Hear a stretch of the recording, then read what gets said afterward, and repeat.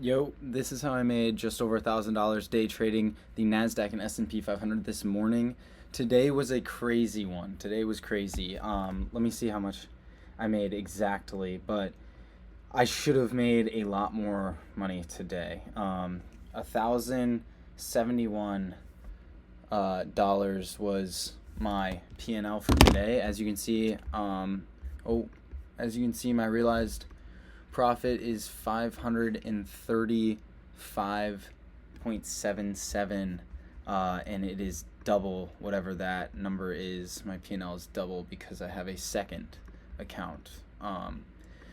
So today was interesting, to say the least. I took 3 trades today. I was very bullish. I was taking longs, and I was extremely confident in longs today.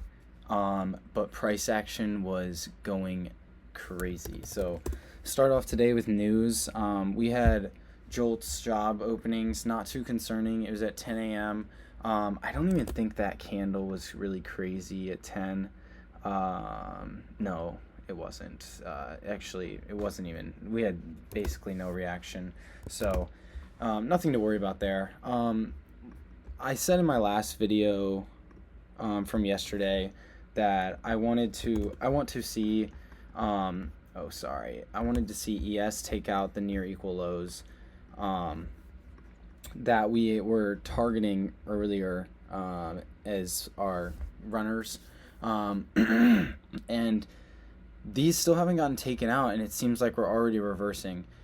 I'm okay with that. I really didn't think that was going to be the case. I didn't think that the lows on NASDAQ was going to be enough, but I guess we just formed a high time frame SMT, and we might be reversing now, which is kind of interesting, but I guess we'll have to see. Today, why my bias was bullish, even though today is an obvious shorts day, is because of where the nearest draw on liquidity was. So we can go over that. The first thing that I do is mark out Asia session and London session, and then New York market open. I wish there was a simpler way to show this. I guess I'll just focus on one screen for now, but we have Asia session opening at 8 p.m., closing at 3 a.m. when London session is opening, and then London session closing at 8:30 to start our pre-market until market open at 9:30.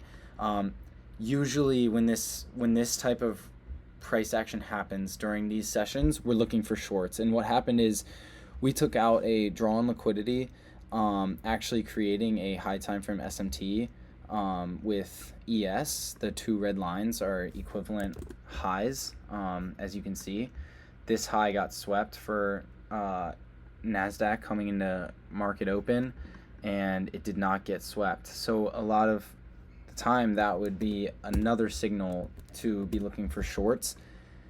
However, additionally, to look for shorts, we had Asia accumulate, London manipulate, and then pre-market accumulation. Usually we're going to see a reversal. The reason that I was bullish was because if you look at the hourly draws, we have all of this low resistance liquidity right here, including this 1 hour for value gap, and then kind of a high resistance liquidity up top here in this hourly fair value gap. Actually, this is a 4 hour, but still also an hourly if you mark it out like that. And so what we can expect when we have so much low resistance liquidity so close to where price is opening is that most of the time before we start, I knew that there was going to be a reversal during New York, which is what we're seeing right now, and honestly price is probably going to start to go take out these lows, but since we have 3 stacked lows like this that are so easy for us to go and grab, that's why I was bullish for market open.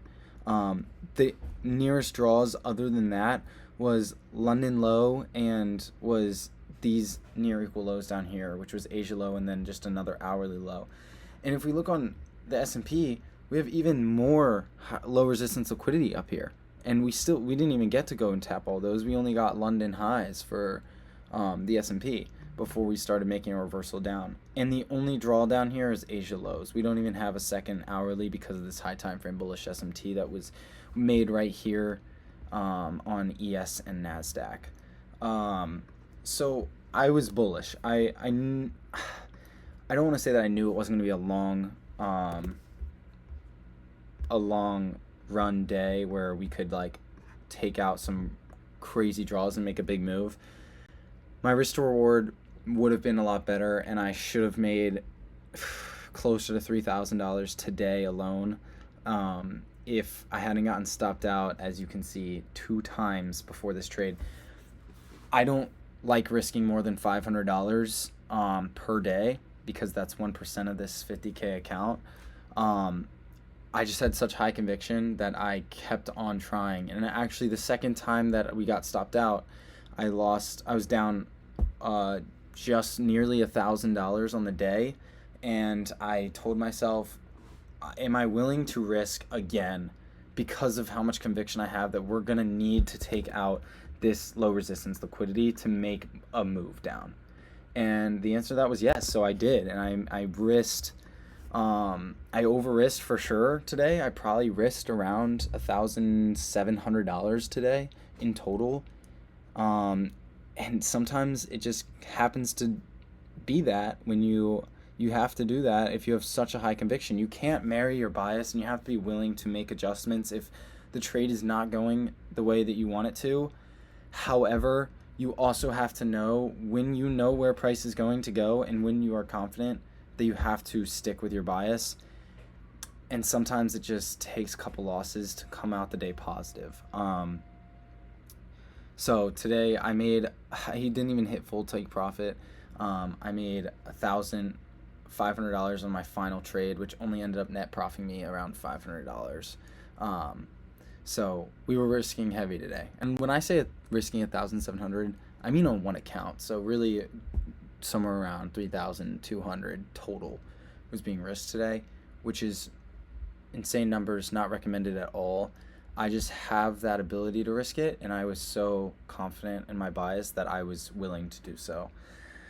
So let's get into it. So came into market open. We see Asia accumulation, London manipulation, and then pre-market really big accumulation, really big chop, and then we start to really see a manipulation phase. Honestly, when we broke structure on the 15-minute to the downside, I thought my bias was I started to doubt my bias. But we did make 5-minute SMT and a 1-minute SMT. This is not marked out for the 5-minute, but you can see it right here. A 5-minute SMT on ES and on NASDAQ, which gave me even more confidence. We had all these stacked lows, which was a little bit concerning considering that could be a fair draw with that many 5-minute lows. But when ES swiped them all out, I was a little bit more confident. But let's get into why I entered trades arguably too early. So starting off in the 5-minute on NASDAQ, we didn't have a break of structure until 10 a.m. So the candle closed. We closed bearish. Insane 11 o'clock candle, but we closed bearish. I wasn't too concerned. We broke structure. That was my second. That might have been my third trade, or maybe my second. Nope, my third trade was after the break of structure. But anyways, I was very confident, and I saw so much buying pressure out of this all the way up until 9:50. We had these 5-minute candle closures that were showing buying pressure, and so I got in on a trade when we retapped into this 1-minute order block and saw bullish pressure out of it. Once we saw that bullish candle, I entered and put my stops. This is messed up. I put my stops underneath this order block and got stopped out almost immediately. I really thought that I was going to be able to recover this trade. As you can see, I entered, immediately tanks, but we saw buying pressure. We had this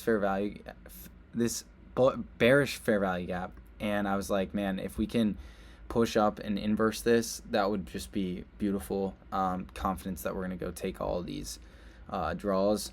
That unfortunately didn't happen, so I'm going to clear up my chart a little bit so it's easier to see. But we did end up, right after I got stopped out, the same candle inversed this fair value gap.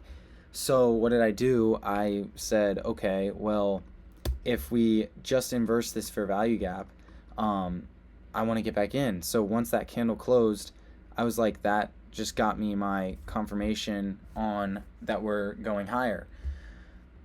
Entered, was in a little bit of a drawdown. This almost got to retest this fair value gap, and we didn't even make it all the way down to that fair value gap. So I had my stops underneath the inverse fair value gap, not underneath the candle closure, just from a risk to reward perspective. The difference in this risk to reward was a 1 to 3 versus a 1 to 6.